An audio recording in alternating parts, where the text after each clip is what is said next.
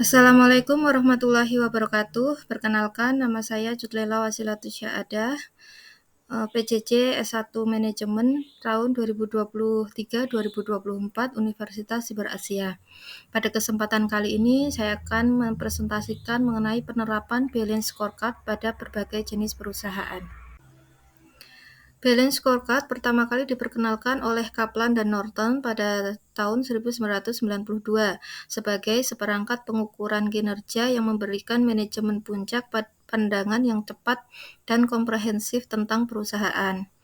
Menurut Kaplan dan Norton, tahun 1996 merupakan alat pengukur kinerja eksekutif yang memerlukan ukuran komprehensif dengan 4 perspektif, yaitu perspektif keuangan, perspektif pelanggan, perspektif bisnis internal, dan perspektif pertumbuhan pembelajaran.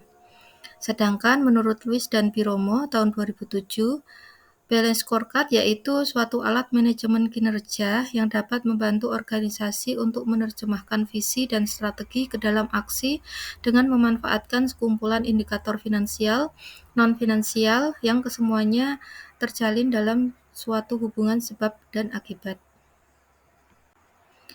Adapun karakteristik dari Balance Scorecard yaitu yang pertama komprehensif, mengkombinasikan ukuran finansial dan non-finansial, kemudian yang kedua koheren, menyelaraskan ukuran-ukuran dengan strategi perusahaan, kemudian yang ketiga seimbang, terdapat hubungan cause dan efek antara ukuran-ukuran dalam perspektif Balance Scorecard, kemudian yang keempat terukur, dapat mengukur sasaran strategis yang dinilai cukup rumit untuk dilakukan pengukuran.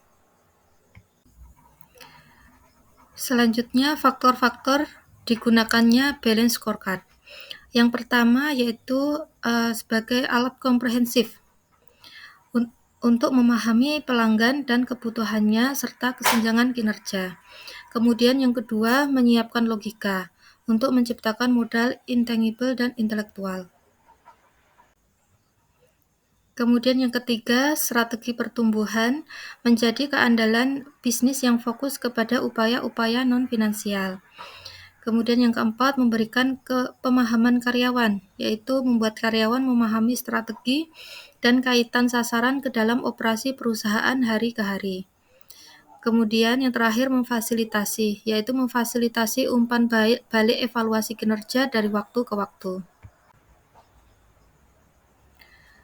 Langkah penerapan Balance Scorecard yaitu yang pertama menentukan strategi, yaitu membuat suatu jaringan antara strategi dan operasional. Kemudian ukuran strategi yaitu mengembangkan ukuran-ukuran dalam mendukung strategi yang telah diterapkan. Kemudian selanjutnya yang ketiga yaitu menyatukan sistem dan manajemen, yaitu harus disatukan dengan struktur formal dan informal perusahaan. Kemudian menelaah ukuran dan hasil. Balance Scorecard berjalan maka secara konsisten harus ditelaah oleh manajemen puncak. Kemudian langkah untuk menyusun Balance Scorecard yaitu kerangka pikir, perencanaan dan eksekusi strategi, kemudian menentukan masalah yang terjadi. Selanjutnya yang ketiga menentukan indikator kinerja. Kemudian mengukur KPI, yaitu misalnya spesifik, terukur, menyenangkan, realistis, terikat waktu, berkelanjutan, dan improvisasi. Kemudian yang terakhir membuat strategi map.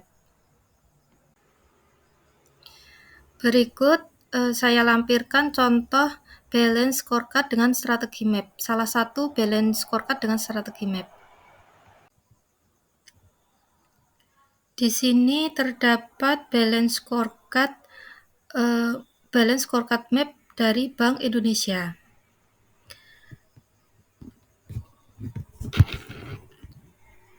Dalam peta strategi Bank Indonesia, mereka memiliki dua tujuan utama, yaitu tujuan publik dan tujuan finansial. Tujuan publik yaitu mencapai stabilitas moneter, kemudian tujuan finansialnya yaitu untuk mencapai dan memelihara kesinambungan keuangan.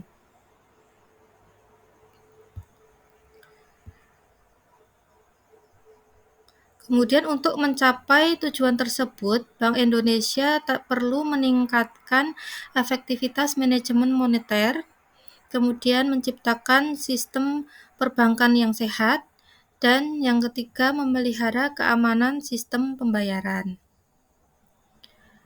Dalam peta strategi tersebut, Bank Indonesia perlu meningkatkan jumlah sumber daya manusia yang kompeten dalam bidang moneter dan perbankan.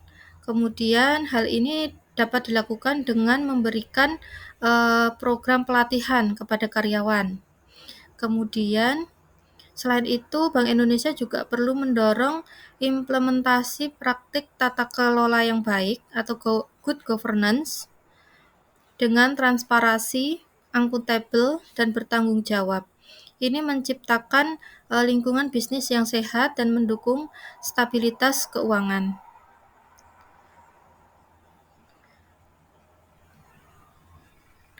Dengan strategi tersebut, Bank Indonesia diharapkan dapat mencapai stabilitas moneter dan juga mencapai dan memelihara keuangan secara berkesinambungan.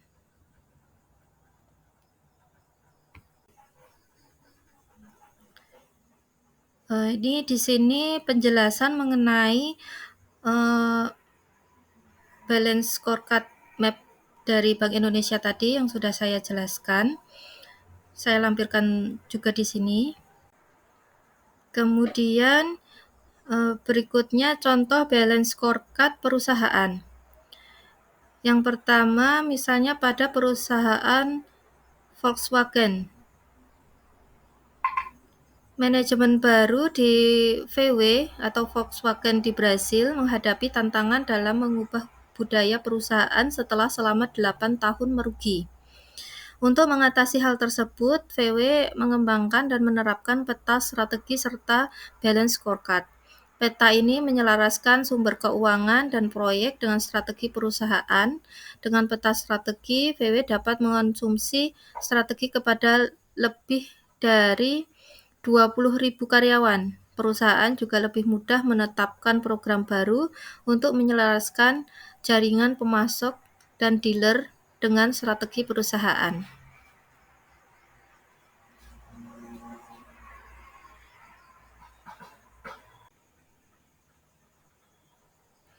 Contoh yang kedua yaitu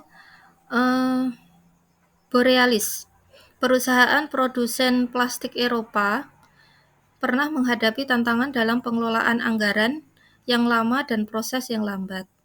Kemudian saat ini mereka telah berubah dengan menggunakan 4 alat manajemen yang spesifik dengan balance scorecard, yaitu peramalan keuangan bergulir, penetapan biaya berbasis aktivitas, dan manajemen investasi.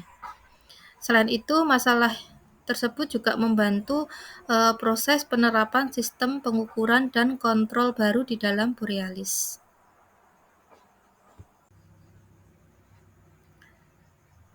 Demikian presentasi yang dapat saya sampaikan, semoga dapat dipahami dan menambah wawasan. Atas perhatiannya saya ucapkan terima kasih. Saya akhiri.